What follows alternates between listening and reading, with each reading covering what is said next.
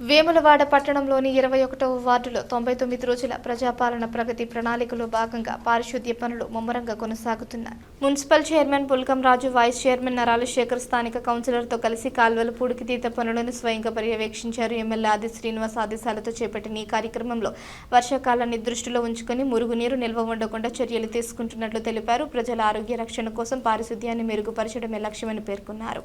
ఈ కార్యక్రమంలో మున్సిపల్ సిబ్బంది, పారిశుద్ధ్య కార్మికులు పాల్గొన్నారు.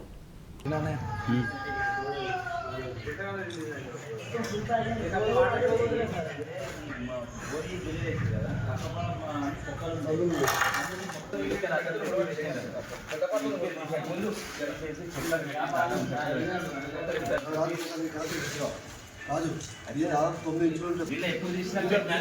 అది కరెక్ట్.